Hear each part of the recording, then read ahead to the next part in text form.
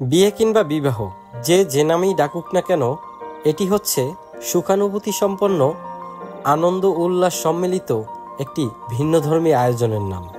বিয়ে মানে শুধু আনন্দ উল্লাসই নয়, বিয়ে মানে দুটি মনের মিল তো বটেই, এর পাশাপাশি দুটি পরিবার তথা দুটি অঞ্চলের এক ভিন্ন রকম মেলবন্ধনের নামও।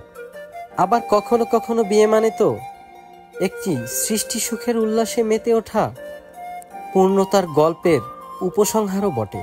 আবার সেটি যদি হয় কোনো বাঙালির বিয়ে, তাহলে তো কোনো কথাই নেই, সেখানে থাকবে নানান রকমের আয়োজন, আর নানান রকমের আয়োজনকে ঘিরে মেতে উঠবে বিয়ে বাড়িতে থাকা প্রত্যেকটি মানুষ। তো যাই হোক, বিয়ে সম্পর্কে যদি বলতে যাই, অনেক কথাই বলা লাগে। যতটুকু বলেছি আমার মনে হয় আপনারা অবশ্যই বুঝতে পেরেছেন। আর তাই আজকের ভিডিওটি হতে চলেছে ঠিক তেমনই একটি পূর্ণতার গল্পের বিস্তারিত নিয়ে। আর যারা সেই গল্প শুনতে আগ্রহী তারা অবশ্যই এই ভিডিওটি পুরোপুরি দেখবেন। আপনারা হয়তো খেয়াল করেছেন, গত দুদিন আগে আমি এবং রিম্পা আমরা দুজনেই গিয়েছিলাম বরিশালের আগলঝাড়ার বাকাল গ্রামে একটি বিয়ের অনুষ্ঠানে যোগদান করতে। আর এই মুহূর্তে আপনারা যে ফুটেজগুলো দেখতে পাচ্ছেন, এগুলো হচ্ছে সেই বিয়ের অনুষ্ঠানের গায়ে হলুদের ফুটেজ। আর আজকের এই ভিডিওতে শুরু থেকে শেষ পর্যন্ত বিয়ের অনুষ্ঠানের কিছু কিছু ফুটেজ দেখানোর চেষ্টা করব গল্পের পাশাপাশি। তো অনেককেই দেখলাম, অনেকে কমেন্টে প্রশ্ন করেছেন আমরা এই বিয়ের অনুষ্ঠানে কিভাবে আসলাম, কিংবা আমাদের কি হয় যার জন্য আজকে আমরা এই বিয়ের অনুষ্ঠানে উপস্থিত হলাম, কিংবা আমরা কোন পক্ষের লোক। যাই হোক, আমি আমার ভিডিওতে আপনাদের সেই সব কমেন্টের উত্তর দেওয়ারও চেষ্টা করব। তো শুরুতেই বলতে চাচ্ছি, এমন কিছু কিছু সম্পর্ক থাকে যেগুলো অনেক সময় রক্তের সম্পর্কের থেকেও অনেক বেশি গভীর হয়। ঠিক তেমনই এক সম্পর্কের জেরে আজকের আমরা এই বিয়ে বাড়িতে। কোনো এক সময় বার্থিক কালী মন্দিরে গিয়ে পরিচিত হয়েছিলাম আগলঝাড়ার গোপাল দাস দাদা এবং বৌদির সাথে। প্রথম দিনের আলাপেই কখনো মনেই হয়নি এই দাদার সাথে আমার আজকে প্রথম দিনের পরিচয়। দাদার আলাপচারিতা এবং আতিথেয়তায় এক প্রকারের মুগ্ধই হয়ে যাই আমি। আর সেদিন থেকেই শুরু হয়ে যায় দাদার সাথে আমার এক অন্য রকমের সম্পর্ক।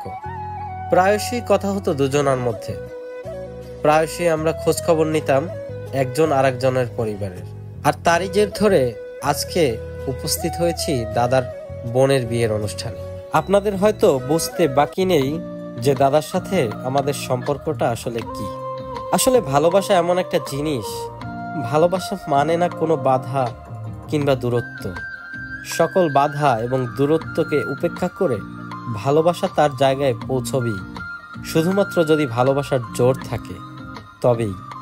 ঠিক তেমনটি হয়েছে আমাদের এই বোন প্রিয়ন্তী এবং চন্দন দাদা ভাইয়ের সাথে।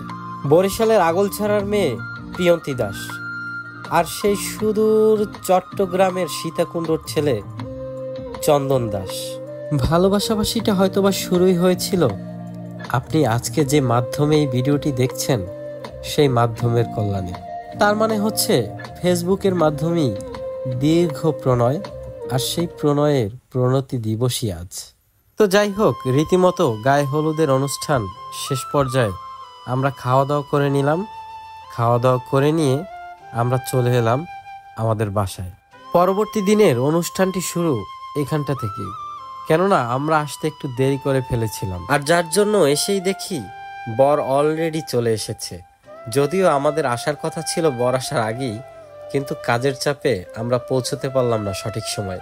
আর সেই জন্য এই বিয়ের অনুষ্ঠানের একটি পর্ব আপনারা মিস করে গিয়েছেন, সেটি হচ্ছে বিয়েবাড়ির গেটের পর্বটি।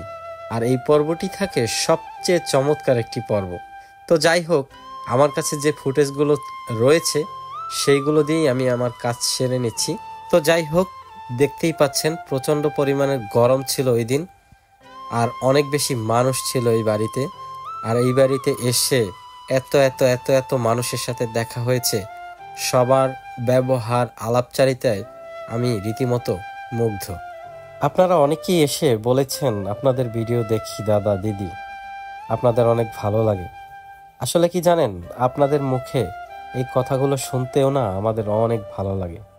এটাই হচ্ছে আমাদের সফলতা। যদি কেউ আমাদের এসে বলে যে আমাদের ভিডিও ভালো লাগে, তখন নিজের কাছেও অনেক বেশি ভালো লাগে, আর সেখান থেকেই আমরা ভিডিও করার অনুপ্রেরণা পাই। তো যাই হোক, বলতে বলতে এই যে দেখুন, বিয়ের একটি পর্ব কিন্তু প্রায় শেষের পথে। শুভদৃষ্টির পর্বটি কিন্তু এই মুহূর্তে চলছে, আর এরপরে শুরু হয়ে গেল মালা বদলের পালা। আর এই মালা বদলের মধ্য দিয়েই একে অন্যের কাছে সমর্পণ করে নিয়েছে নিজেদের।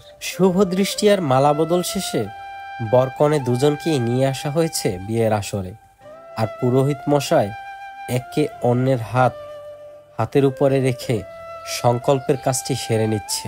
আর এই সংকল্প হচ্ছে একে অন্যের সাথে হাতে হাত রেখে সারা জীবন পাশে থাকার সংকল্প। এইদিকে আমরা চলে এলাম খাওয়া দাওয়া করতে, কারণ রাত অনেক হয়েছে। ওইদিকে বিয়ের কাজ চলছে আর আমরা খাওয়া দাওয়া করতে চলে এসেছি।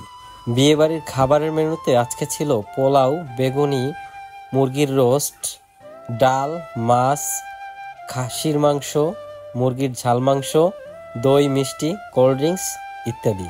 তো যাই হোক, খাওয়া দাওয়া শেষ করে এসে দেখি বিয়ের সর্বপ্রধান এবং সর্বশেষ কাজ সিঁদুরদান চলছে। আর এই সিঁদুরদানের মধ্য দিয়েই একজন সনাতনী নারী পরিচিত হয় সমাজের কাছে একজন স্ত্রী রূপে। আর এই সিঁদুর হচ্ছে তার স্বামীর চিহ্ন।